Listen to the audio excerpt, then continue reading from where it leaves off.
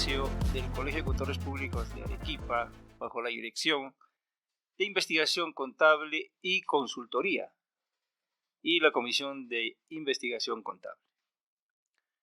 En la política, en el deporte y cualquier actividad que desarrolla el ser humano, debe sembrarse para cosechar. Y cosechar buenos resultados en favor de la humanidad.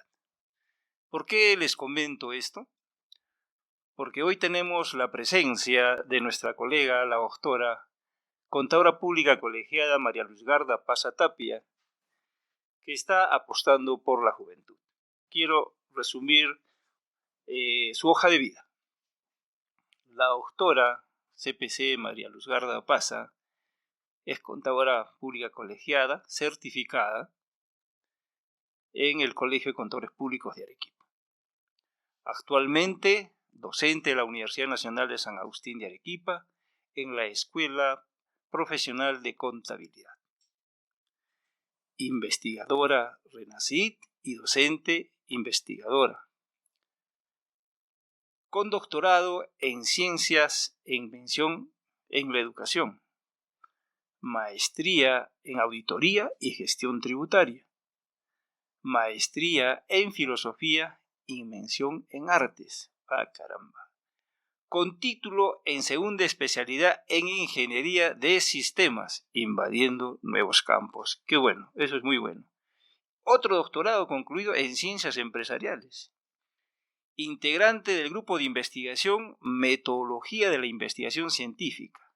Investigar para construir un mejor país, de la Universidad Nacional Mayor de San Marcos. Integrante del Instituto de Investigación, Innovación y Desarrollo en las Ciencias de la Educación, UNAS. Experiencia laboral en el sector público y privado. Y esto me gusta más. Fundadora de Emprendimiento Familiar para difundir y preservar la cultura andina. María Luzgarda, ¿podemos afirmar que la investigación es una apuesta al futuro? Así es. Muchas gracias. Primero, es un honor estar siendo entrevistada por usted, estimado Walter Manrique.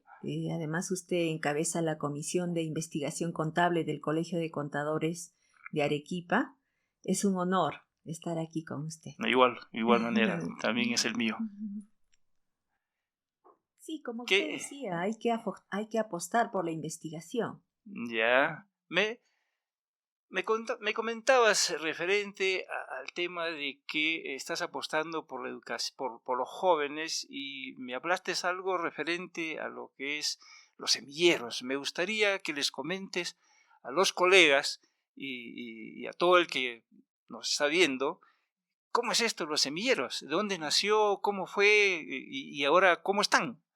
Sí, efectivamente, no solo es una apuesta personal, ha sido una apuesta tal vez generacional, porque cuando ingresé a la Universidad San Agustín a enseñar, por el año 2017-18, encontré una juventud genial, ávida de aprendizajes, ávida de leer, de investigar. En el 17 y 18 ya. Sí, efectivamente. Y también tuvimos la suerte de tener estudiantes que habían viajado a Colombia, becados de la Universidad San Agustín, y ellos formaron semilleros o formaron parte de los semilleros en Colombia, que es toda una red nacional de semilleros que no tenemos en el país. Eso. Entonces, es una cultura empresarial de los semilleros, institucionalizado desde el Estado y por todas las universidades.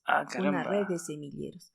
Entonces, los estudiantes que iban culminando también las asignaturas que yo llevaba, se veían influenciados porque los incentivábamos a la lectura, al uso de APA, séptima edición, al uso de las fuentes, al uso de los lugares confiables y de calidad.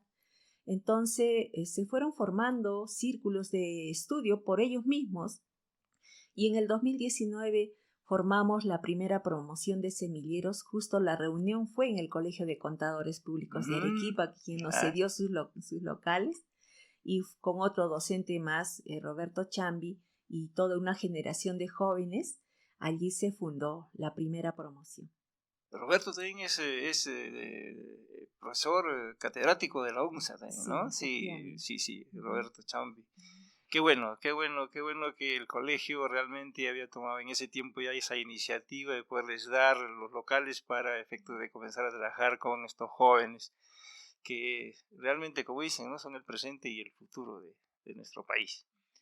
Qué bueno. Y conversemos algo referente a cómo es que nos encontramos, ¿no? Yo recuerdo que supe tu existencia cuando tú presentabas un libro sobre, si no me equivoco, algo sobre organización o una cosa así. No sé, podríamos comentar referente a eso porque me pareció muy interesante, o sea, las conclusiones que llegaste en ese libro, por lo menos todo lo que nos trasladaste en esa conferencia, en la cual yo tuve también el gusto y el honor de asistir y conocerte realmente recién ahí. Sí, hice una tesis sobre cultura organizacional y me quedó mucho material guardado sobre cultura organizacional y decidí sacarlo en un libro, poniendo algunas ideas que había contextualizado del Perú. ¿Ya? Dentro de ellas, el poder valorar la cultura peruana como parte de la cultura organizacional muy nuestra, ¿no? Porque a veces estamos un poco acostumbrados a pensar bajo las orientaciones de una cultura occidental, pero creo que tenemos muchísima riqueza y muchísimas fuentes de soluciones viendo nuestra propia cultura ancestral. Claro, entonces sí. Allí le puse algunos digamos, adicionales de cultura organizacional, pero en general usé referentes también internacionales. Pero sí, yo recuerdo que hubo una gran polémica con todos los colegas y les agradó muchísimo realmente, o sea, el tema que habías tratado y todas las consultas y todas las inquietudes que teníamos, tú nos las ibas absolviendo y la verdad que nos quedamos muy contentos con tu exposición y la presentación de tu libro. ¿Has seguido ahondando en este tema o...?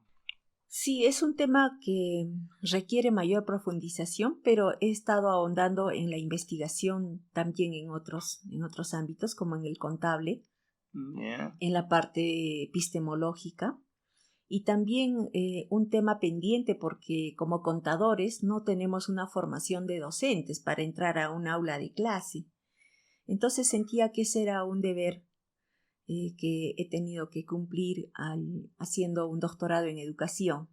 Entonces nos da mayores elementos de juicio para utilizar la pedagogía, la didáctica y poder ratificar tal vez algunas soluciones que nosotros personalmente, como yo lo propuse desde que pisé el aula, propuse una propuesta pedagógica personal, sin conocer las teorías pedagógicas, pero las fui aplicando y las he desarrollado y hasta ahora las sigo aplicando. Me parece que me está dando muy buenos resultados. Qué bueno. Qué bueno para los jóvenes. Principios. Qué bueno para los jóvenes. Tú enseñas, creo, pregrados, ¿no? Sí, en pregrado, también en posgrados. En posgrados. Qué bueno. Sí. Qué bien. La vez pasada conversábamos con Rafael, que también tú lo conoces, que es también parte de la comisión de investigación contable. Y hablábamos con él tanto de cómo es que había avanzado todo desde Lucas Paciolo hasta la fecha. No sé si tú lo habrás escuchado, pero me gustaría que tú nos des algunas, de repente amplíes, ¿no? Lo que habíamos conversado, porque lo tocamos con Rafael muy apresuradamente por el tiempo, y me agradaría que tú, con todo el estudio que tienes, toda la experiencia que tienes, un poquito nos amplíes, ¿no? O sea, de cómo es que hemos avanzado en el tema de investigación desde nuestro Fray Lucas, ¿no? Sí, creo que la pregunta es cómo se encuentra actualmente la contabilidad y qué retos tiene. Pero para responder a esa pregunta debemos también mirar el devenir, el cómo ha ido cambiando la contabilidad desde 1490 con Lucas Paciolo cuando él difundió, porque no precisamente lo creó, lo difundió. Y luego la contabilidad ha tenido que afrontar los retos de 1850 a 1930. O sea, Lucas Paciolo no creó la partida doble. No, él lo ha difundido. Eso sería otro capítulo para tratar. Justo con Lucas Pacioli apareció la imprenta y él tuvo la oportunidad de imprimir esos libros en donde sistematizó las teorías contables de la época y fue él el primero en difundirlo. Ese fue el gran mérito de querido Lucas Pacioli. Luego también la contabilidad tuvo que afrontar los retos de las revoluciones industriales, en donde centraba su atención en los derechos, en las obligaciones, los resultados de las empresas que se representan en los estados financieros. Fíjese que estamos hablando de inicios del siglo pasado. Claro. Y luego con la aparición de las computadoras, de la inteligencia artificial y de los grandes descubrimientos científicos, son inimaginables. Sería también hablar otro capítulo. Ahora podemos ir a los supermercados y comprar leche que ha sido producida artificialmente, ya no necesitamos las vacas.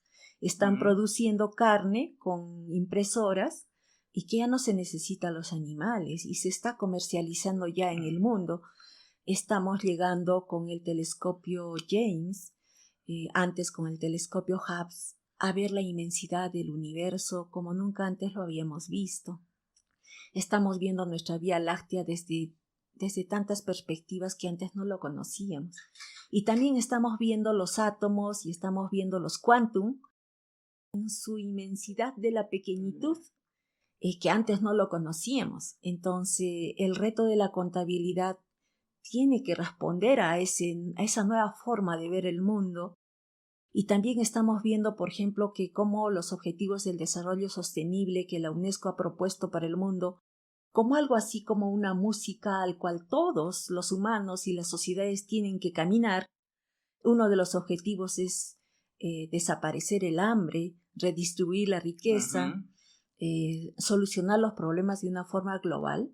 Entonces, todo eso nos presenta nuevos retos a la contabilidad, ¿no? O sea, creo que estamos viviendo tiempos de abruptos cambios, de abruptas necesidades de cambio de pensamiento, pero también creo que es una oportunidad que tiene Latinoamérica y el Perú de proponer las respuestas, porque aquí podemos tener las respuestas y las futuras teorías contables que pueden poner las soluciones en el mundo. Por ejemplo, tenemos al argentino García Casella, quien ha propuesto la teoría partiendo del concepto de que la contabilidad es una ciencia social.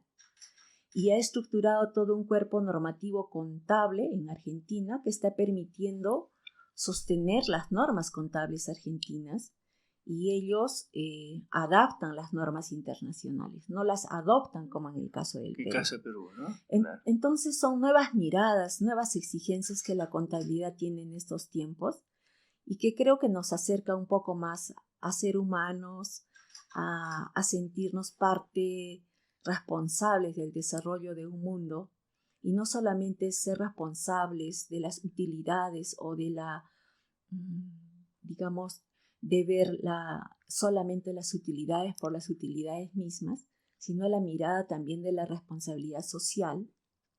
Claro. Es otro campo.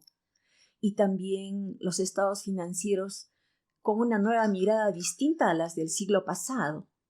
Ahora los estados financieros tienen otras exigencias, entonces son retos nuevos y que, como usted decía, solo la investigación nos va a permitir encontrar las respuestas que no las tenemos todavía.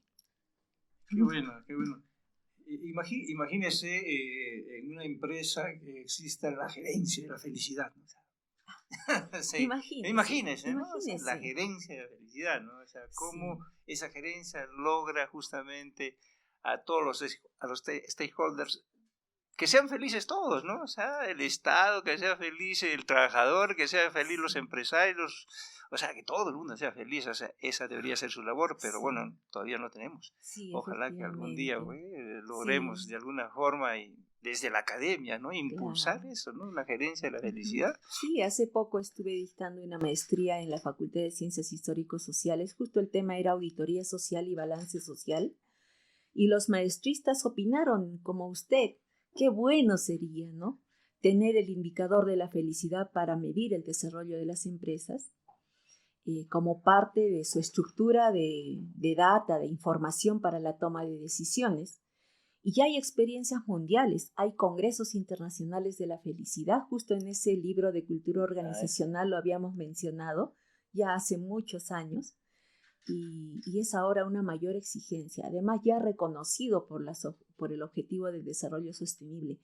Estamos viviendo otros tiempos. Creo que muchas generaciones murieron con el sueño de construir nuevas sociedades, de ver un mundo mejor, de tener más libertad para poder expresar los sueños. Y creo que estos mundos se van haciendo realidad porque ahora podemos hablarlo de una forma más abierta y además en consonancia con el avance de la ciencia, de la tecnología y de las últimas teorías de las ciencias sociales y de las nuevas teorías, por ejemplo, de la complejidad, de lo sistémico, y de nuevos aportes desde la mirada filosófica, epistemológica de los investigadores en el mundo, que aperturan espacios para construir nuevas sociedades. Ya se ve, por ejemplo, en México tenemos el Tumín, una nueva moneda que presume de ser más justa en el intercambio, o experiencias como en Argentina, en donde las empresas, microempresarios o emprendedores gestionan su propia moneda y las nuevas formas de intercambio que resultan siendo mucho más justas y que les trae mayor felicidad y que les trae mayor, digamos, mayor razonabilidad del intercambio de sus productos o de sus fuerzas. Ya existe también el banco de la fuerza, ¿no? O sea, de la fuerza laboral, porque el hombre se pone a pensar qué es lo que tenemos más. Tenemos capacidades, tenemos conocimientos, y entonces, ¿por qué no formamos bancos de conocimientos, bancos de capacidades, en donde podemos hacer esos intercambios? Y por eso digo que estamos viviendo los inicios de la construcción de las nuevas sociedades. Y por eso también me parece que la contabilidad allí tiene que poner su voz y tiene que poner su talento, y los jóvenes de los semilleros, los jóvenes futuros contables que se están formando, van a tener que poner allí su cuota de creatividad y de soluciones. Pero a partir de los estados financieros hacia adelante, porque ya la parte de teoría y libros, ya todo ello creo que ya existe software, existe ahora con la inteligencia artificial y todo ello. Creo que los tener libros de alguna forma ya vamos a tener que dejarla, si bien es cierto conocer evidentemente no los cimientos, pero tenemos que comenzar ya a decir qué hacemos a partir con los estados financieros hacia adelante. Ya el contador no puede estar pensando solamente llegar a estados financieros, sino que a partir de los estados financieros, qué es lo que en qué vamos a ayudar en la toma de decisiones, justamente para lo que estamos conversando, referente a las empresas, tanto del sector público como también del sector privado. Sí, efectivamente, es como usted dice, pero también la teneduría de libros, creo que desde el siglo pasado lo que registra son los hechos económicos y los hechos financieros, y ahora ya se está atreviendo a registrar los hechos del futuro, ¿no? Con algunas normas internacionales un poquito más complejas.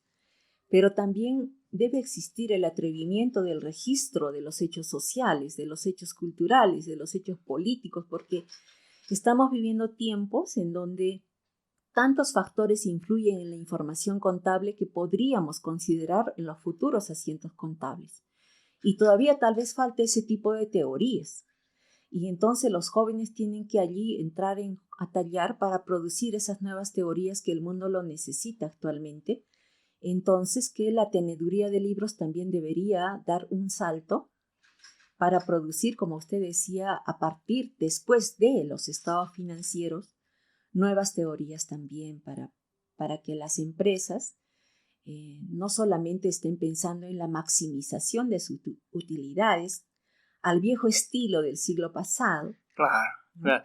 Yo recuerdo que leí algo sobre historia de la contabilidad cuando estábamos pues en primero o segundo año, y había un libro de un profesor, si no me equivoco, creo que el profesor Sastre, y él más o menos indicaba más o menos cómo había sido la formación de toda la tenuría de libros, y inicialmente habíamos empezado simplemente con un libro único, ¿no? Que unos le llamaron caja, otro diario, otro mayor, pero al final era un libro único, ¿no? Y que después, en la medida que las actividades de la empresa comenzaron un poco ¿cómo le explico? A ver, comenzaron a desarrollar mayores ventas, mayores compras, es que comienza a diversificarse, ¿no? Y se comienza a crear libro diario, libro mayor, y el libro de ventas. Pero creo que todo ello va a tener que volver nuevamente a hacer de repente a lo mejor un solo libro diario, porque ya tenemos, por decirlo, un módulo de ventas, que en el momento en que usted hace la facturación va a jalar hacia una base de datos. Tiene usted un módulo de compra que también va a jalar una base de datos. Tiene usted un módulo de planillas que va a jalar una base de datos. O sea, ya tienen todos los módulos preparados, que ya no necesitamos nosotros de repente hacer asientos. Simplemente es que el momento en que se efectúa la actividad, ¿no?, que desarrolla la empresa, automáticamente va a hacerse el asiento contable, y que va directamente ya para trabajar los estados financieros, ¿no? Sí. Ahora, lo importante es lo que usted dice, ¿no? O sea, cómo lograr plasmar estos hechos sociales en los estados financieros. O sea, es un gran reto que tenemos los contadores.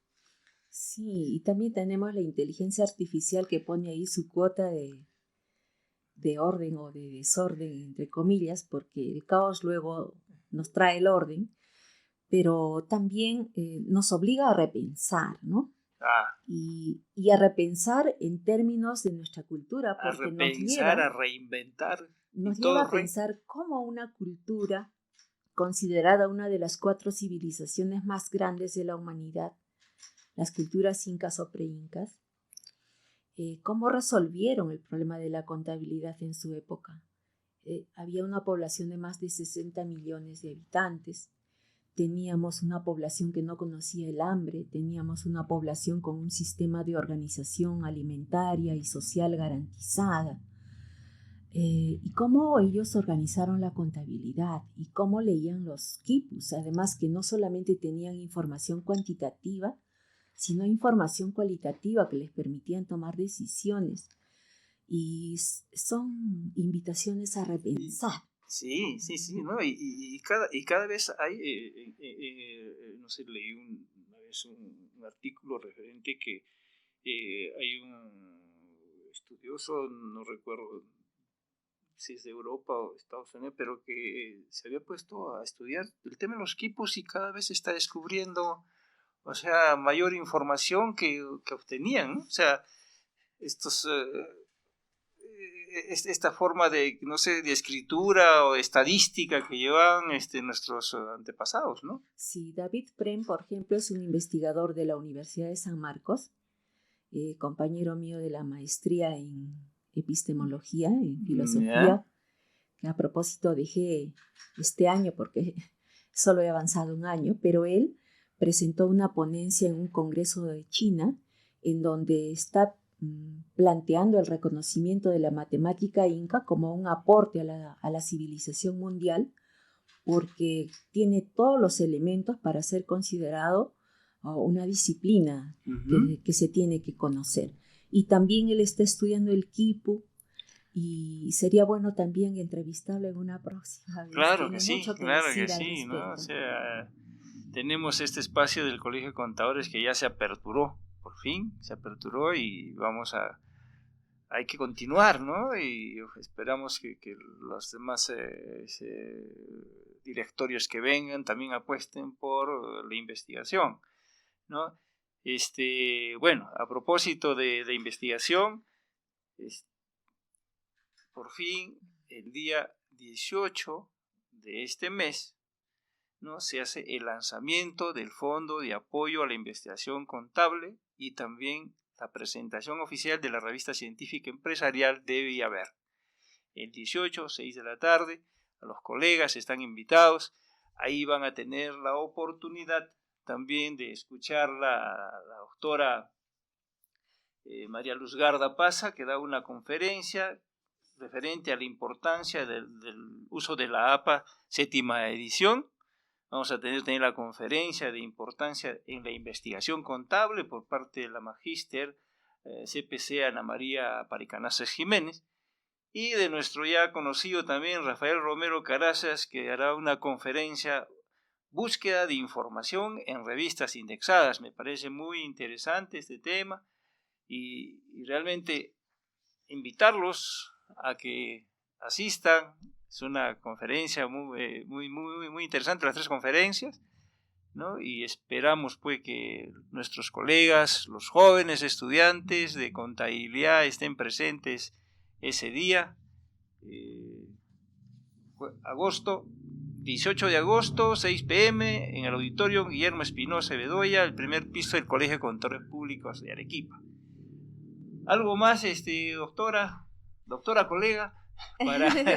Colega amigo Walter Manrique, sí, es una alegría saber que el Colegio de Contadores Públicos de Arequipa en esta gestión apoya o quiere apoyar a la investigación. Me parece que es una propuesta visionaria, ya necesaria, tal vez incluso un poco atrasada, que el colegio está tomando, pero por fin lo está tomando, de apoyar con estos fondos y de también crear una revista, la revista científica empresarial Debe Haber, con un editor en jefe, el doctor Rafael Romero Carazas, quien es uno de los jóvenes de esta nueva hornada de contadores que ha apostado por la investigación, viene haciendo publicaciones, tiene amplio conocimiento en la gestión de revistas que se están, digamos, perfilando para tener las altas indexaciones, y también de una forma sistemática o de una forma organizacional se va a promover toda una generación de contadores que incursionen en la investigación y de jóvenes contadores que nuevamente entren al Colegio de Contadores ya con las capacidades de investigación. Eso es motivo de mucha alegría. Yo felicito, además lo felicito a usted por estar en ese cargo tan importante de la investigación. Pero lo importante acá es que ante ese llamado ustedes se alinearon inmediatamente, ¿no? Rafael, María Luz Garza, ustedes 3 se alinearon y comenzaron ahí a empujar, y gracias también a ustedes es que el día 18 se lanza pues este apoyo a la investigación, ¿no? Esperamos que los jóvenes y nuestros colegas también, que nunca es tarde para investigar. Es más, creo que los colegas ya con bastante experiencia pueden tener más bien ellos muchas cosas para poder investigar, pero bajo los lineamientos ya pues técnicos, científicos, ¿no? Que ustedes los conocen, y que ese día, si bien es cierto, van a ser 3 ponencias más o menos de 15, 20 minutos cada una, pero vamos a arrancar ahí, pero después vamos a continuar, ¿no? Con las ponencias para efectos de que nos enseñen ustedes realmente, ¿no? A investigar, a redactar un artículo científico, y ustedes, gracias realmente a usted por esa intención y por esa práctica que han puesto en que esto se haga realidad, ¿no? Yo la verdad que me he quedado impresionado con la forma como ustedes aman la investigación. Los 3 los veo, pero excelente. Su tiempo lo han estirado lo más que han podido para efectos de que podamos trabajar todo esto del reglamento y todo ello. No, gracias también a ustedes, ¿no? De la comisión, y bueno, nuevamente invitarlos, ¿no? Sí, no sé. Quisiera dirigirme a todos los colegiados, a los compañeros contadores del Colegio de Contadores de Arequipa y de todos los contadores, a que se animen a investigar, porque ellos que han tenido ya toda una experiencia en la parte práctica, han visto en su propio desarrollo muchas oportunidades que el contador puede tener para mejorar su desempeño profesional. Pero nos surgen preguntas, como yo también las tenía, cuando al inicio me preguntaba y decía, ¿podré publicar un artículo científico en alguna revista indexada? y en Scopus, que son tan exigentes. Muy exigentes. Y cómo se hace, y cómo se escribe, y cómo, ¿no? Pero gracias también a tener capacitaciones y encontrarme en el camino con otros investigadores que nos llevan un poco de la mano, nos dan sus experiencias, también nos comparten. Ya hemos aprendido a publicar, hemos aprendido a escribir, hemos entrado a esa dinámica, pero todos lo podemos lograr. Claro que sí.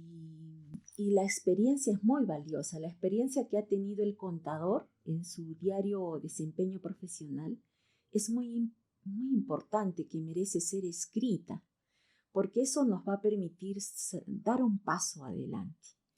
Está bien las referencias bibliográficas mundiales, pero es muy importante la experiencia que se ha tenido, y eso hay que sistematizar en escritos.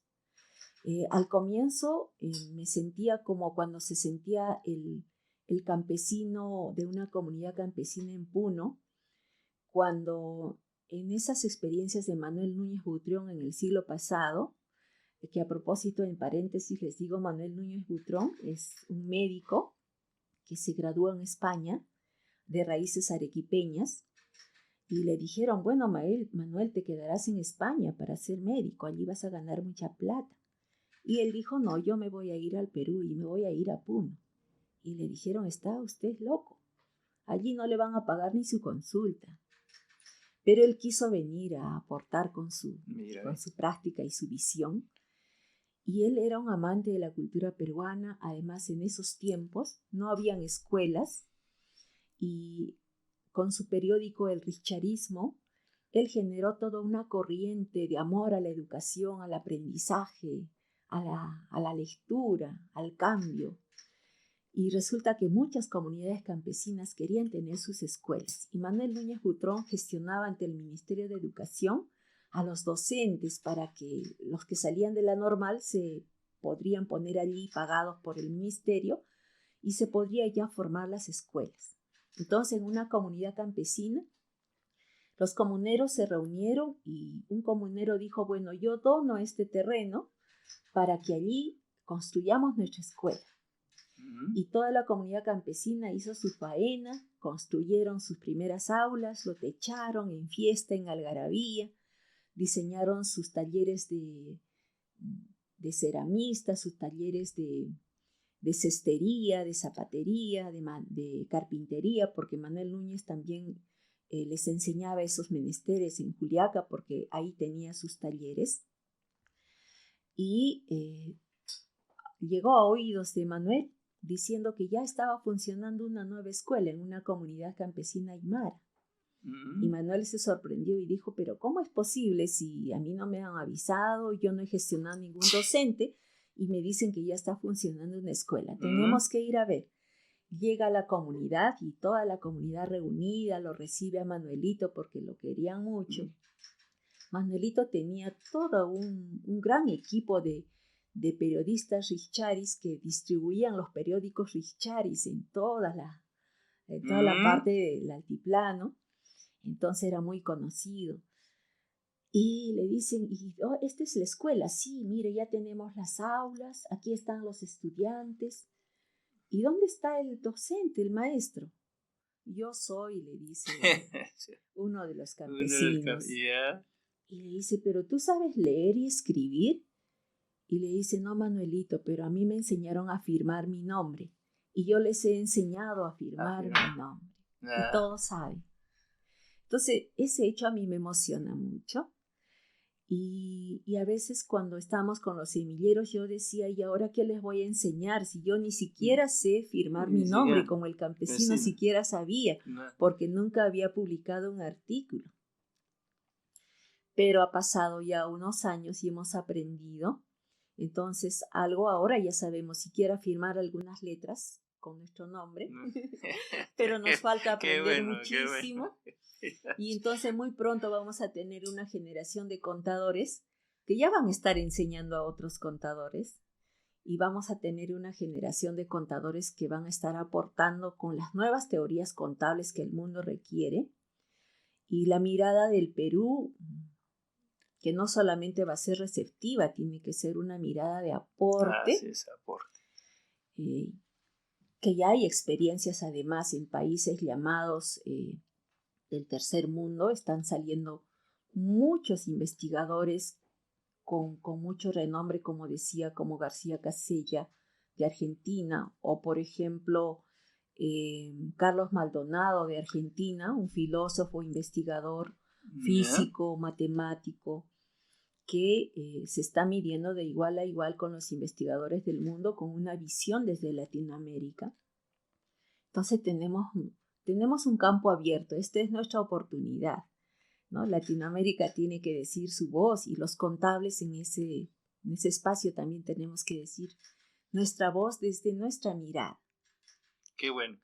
Pero primero en el Colegio de Contadores Públicos. Ustedes tienen que comenzar a enseñarnos cómo investigar, cómo armar un artículo.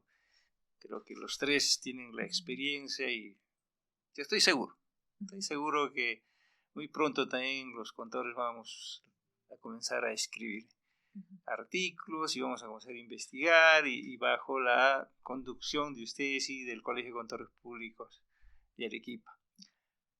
Muy bien, María Luzgarda, ha sido realmente muy agradable conversar contigo y nuevamente invitar a los colegas para el 18 de agosto a las 6 de la tarde, que se va a dar el lanzamiento del Fondo de Apoyo a la Investigación Contable y la presentación de nuestra revista científica.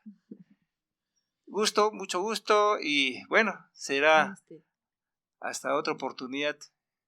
Y ha sido un gran placer conversar contigo y conocer lo que estás haciendo y llevarme unos conocimientos que los he aprendido en este momento que hemos estado conversando.